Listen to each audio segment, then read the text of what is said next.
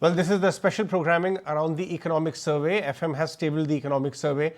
The key takeaways clearly it says that the Indian economy is on a strong footing and a strong wicket right now, and investor interest from overseas also is holding up well as far as FDI flows are concerned. It says that no shocks may actually happen in the economy. No structural forces have influenced factors right now, and the growth actually is being pegged at 6.5 to 7%. So that is the key highlights, employment generation, and many other important points coming in. But let's take the discussion forward with Abik Barua, Chief Economist of HDFC Group, who's now joining us. Abik, good afternoon. Thank you so much for joining us. One line Sure, which my pleasure. catches my attention is that the economic survey says that the market expectations of the growth are actually on the higher side than what the projection throws. What do you make of it? I mean, in the last 2 months, several agencies have actually upped India economic forecast, and our readings have also been higher than what the actual readings have been higher than what the street has been estimating.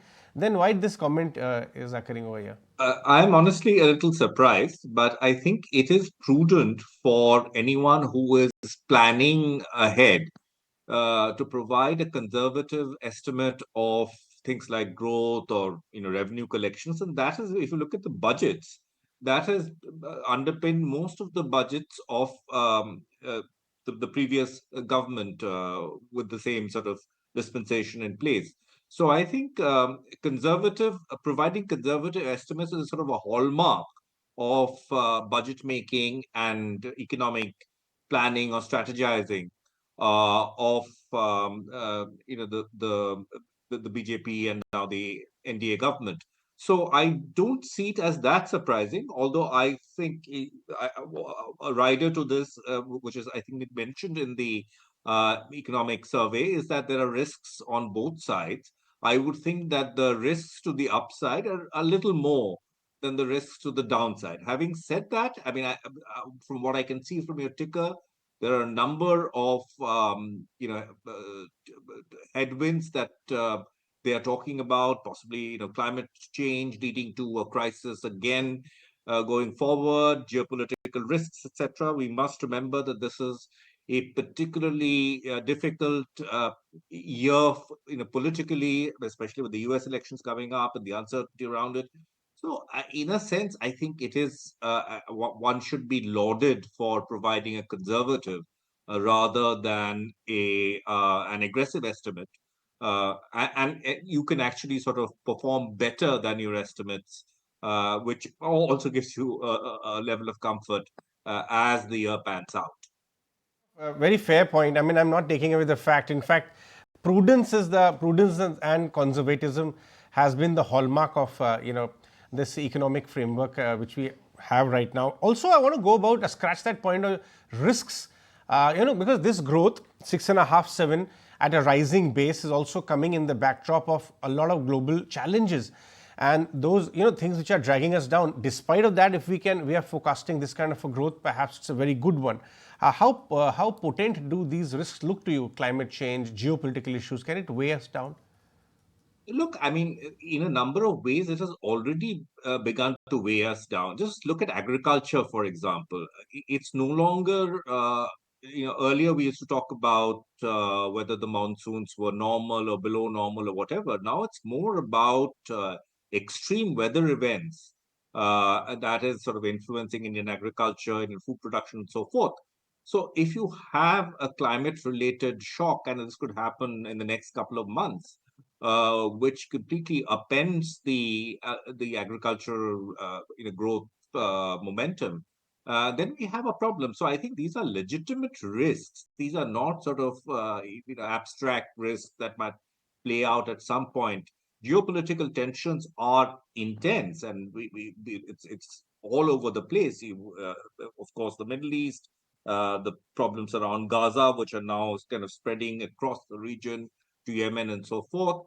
Then, geopolitical risk in terms of a change in the U.S. administration and the possibility of, say, across the board tariffs. Now, these are real risks that have to be reckoned with. So, in highlighting these, I think, again, going back to the issue of prudence and conservatism, I think the chief economic advisor has done an excellent job in saying that, look, I mean, you can't take anything for granted. You have to be prepared for these things. And these are not in some sort of abstract, intangible domain. They are very much, we are sort of living with these things. In fact, Kanika Pasricha is also joining us now, Chief Economic Advisor, Union Bank of India. Kanika, welcome on the show. Kanika, I'd like to discuss a point mentioned in the economic survey on capital formation. It says that after 3 very good strong years of capital formation, private capital formation, I beg your pardon, particularly, there are signs to be slightly cautious. Now, this is one area which everybody is looking out for in anticipation, how policy making is likely to kickstart private capital formation. Up till now, the front loading of capex has been from the PSU side. Do you see some policy changes to come by which could trigger private capital formation as well? No, thanks. Thanks for having me on the show. See, 2 points. Till now, when we speak to investors, private capex, in our view, is mostly government led because the government capex, especially from the center's perspective, they've nearly doubled the amount. So it was around 1.5, 1.7% of GDP pre-COVID. It's around 3.4% of GDP as given in the interim budget. And sectors which are being targeted by the government, that's infrastructure, renewables, EVs, uh, within PLI sectors like electronics as well. That is what is witnessing private capex recovery. And it's not a broad based private capex recovery. So, 2 things to watch out for in this budget. With the degrees of freedom created by the RBI dividend and higher tax buoyancy, which in our view, the number will be anywhere between 1.6 to 1.8 lakh crores. The delta they use for boosting again another round of central government capex after that 11.11 lakh crores number provided in the budget to further crowd in private capex. That's one. Second, while capacity utilization for the manufacturing sector is at 75%, but consumption demand boost can be another facilitator for private capex for a broad-based private capex recovery. So any measures to boost consumption demand to further raise capacity utilization and help support private capex will be closely watched out for in this budget, where we are looking at some transfers, maybe on the rural side, farm side, or income tax cuts. That's another area to watch out for tomorrow. Third, another just last point to add over here is this government, by consistently focusing on fiscal consolidation, is somewhere trying to focus on cost of capital. That's another factor that can support private capex recovery. And we see fiscal deficit with the kind of fiscal space created to be reduced further to 4.9% in the budget tomorrow for FY25 from 5.1% previously. Thanks. So, Barwa, I want to talk about MSMEs and also agri sector, because tier 3, tier 4, rural India has been under, kind of stress for some time now. RBI has also acknowledged that, and at the same time has acknowledged some rebound and green shoots of recovery coming in.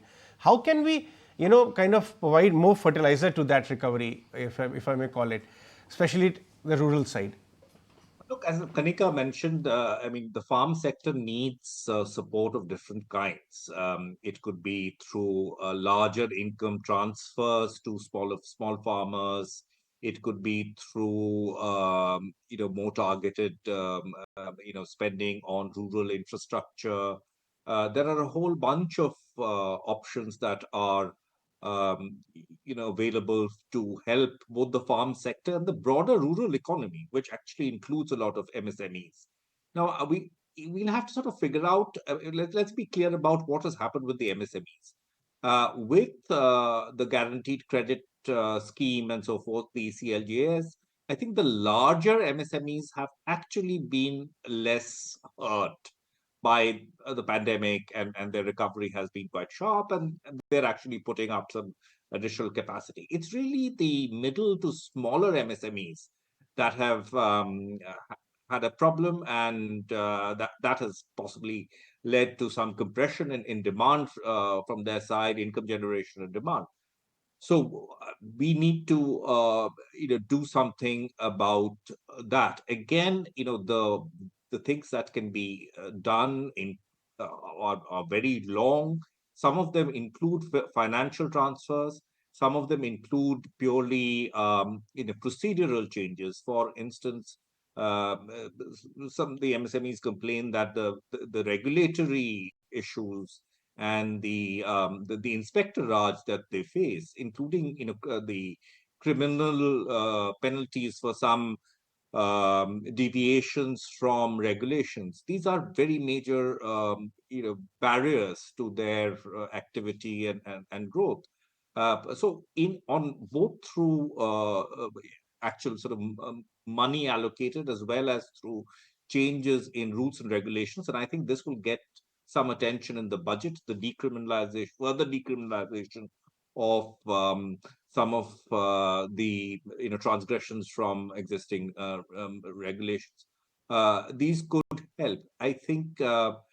Certainly, and also whether if you're talking about the larger MSMEs, whether the PLI could be extended there, whether you can have kind of a sector agnostic PLI, which also targets MSMEs. There's a whole sort of an entire playbook which comes under the broad rubric of policy intervention.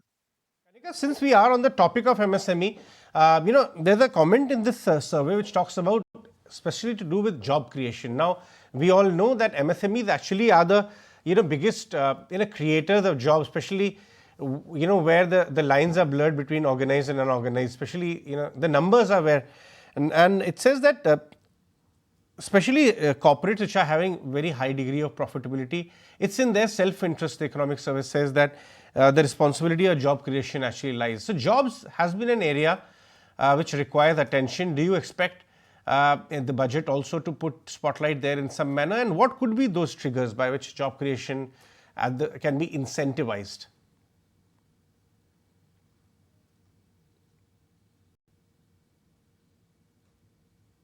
Kanika? Yeah, hi. So basically, when we say about job creation, I'll just take cues from what Abhi mentioned. And the point is about MSMEs, the larger ones doing well.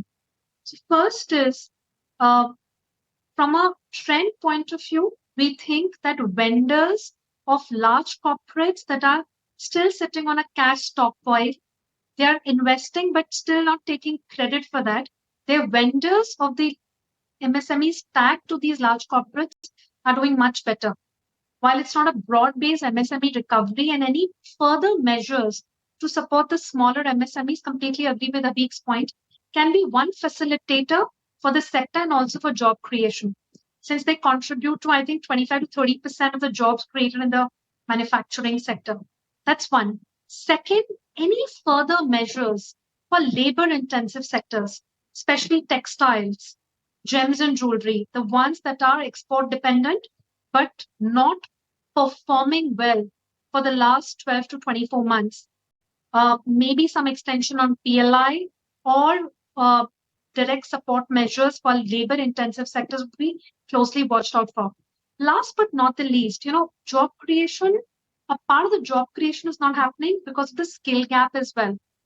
So some measures related to skilling will also be watched out for. So 3 points. First is, of course, MSMEs. Second, labor-intensive sectors. And third, specific measures for plugging the skill gap, which we think is a major issue. Thanks. Kanika, Mr. Barua, let's take a short break. I will request you both to please stay back. We'll analyze it in more detail and what kind of trends can be lifted for the budget. We'll come back after this very short break. If you like this video, then like, share and subscribe to ETNOW.